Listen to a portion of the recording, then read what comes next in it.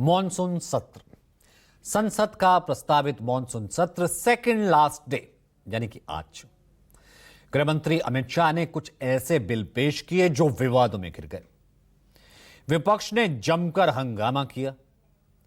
दरअसल गृहमंत्री अमित शाह ने भ्रष्टाचार से संबंधित तीनों बिलों को आज लोकसभा में पेश किया। खुद गृहमंत्री ने पहला 130वां संविधान संशोधन विधेयक 2025, दूसरा जम्मू कश्मीर पुनर्गठन अधिनियम 2019 का संशोधन और तीसरा संघ राज्य क्षेत्र शासन अधिनियम 1963 का संशोधन विधेयक 2025। सुनिए। महोदय, मैं प्रस्ताव करता हूं कि भारत के संविधान का संशोधन करने वाले विधेयक को पुनर्स्थापित करने की अनुमति दी जाए।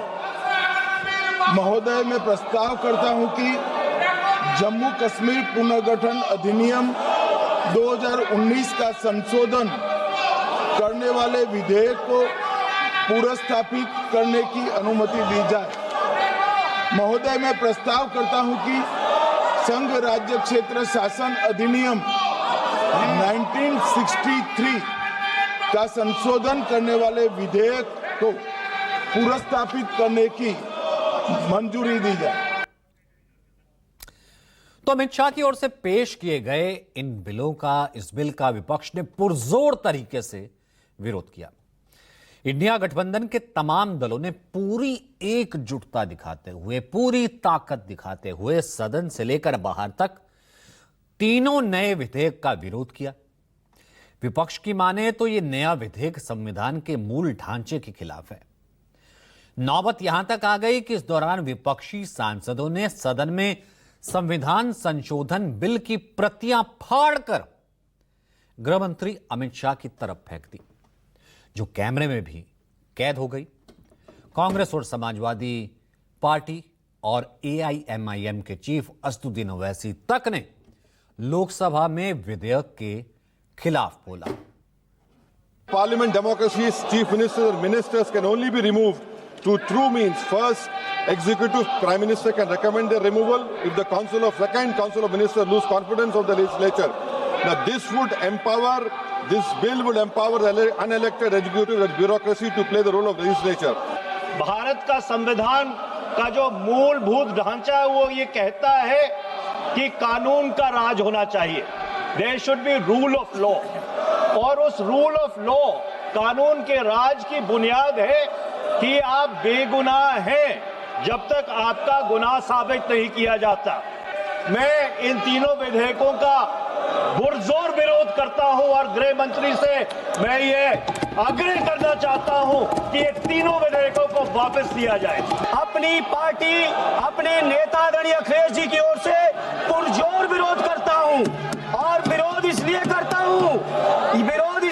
हूं माननीय गृह मंत्री जी, बहुत नैतिकता की बातें कर रहे हैं आपने भाषण दिए थे चक्की पी सिंह, महाराष्ट्र में जिनको लेके डिप्टी सीएम बना के घूम रहे हैं आप। विपक्ष विरोध क्यों कर रहा है, अब यह जानना जरूरी है। हमने देखा कि तीनों बड़े नेता विरोध कर रहे थे।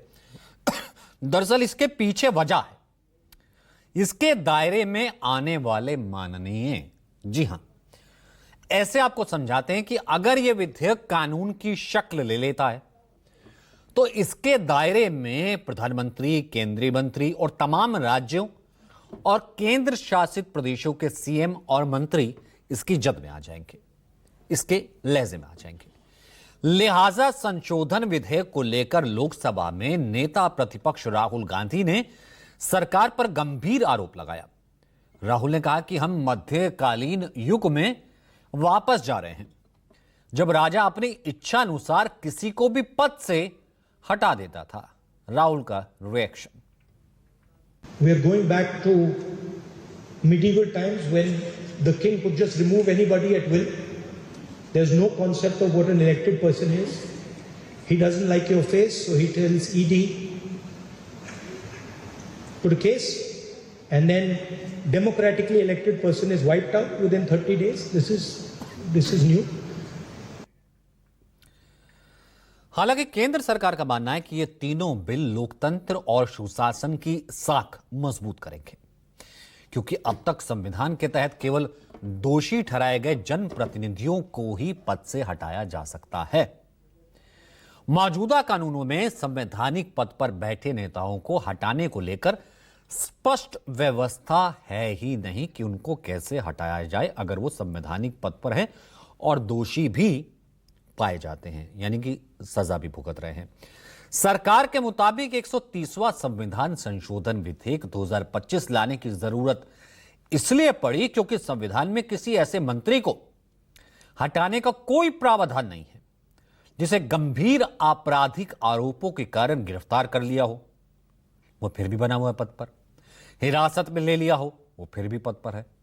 इसलिए ऐसे मामलों में प्रधानमंत्री या केंद्रीय मंत्रिपरिषद के किसी मंत्री और राज्यों या नेशनल कैपिटल टेरिटरी दिल्ली के मुख्यमंत्री या मंत्रिपरिषद के किसी मंत्री को हटाने के लिए एक कानूनी ढांचा तैयार करने के लिए संविधान के अनुच्छेद आर्टिकल 75, 164 और 239 ए में संशोधन की अमेंडमेंट की जरूरत है।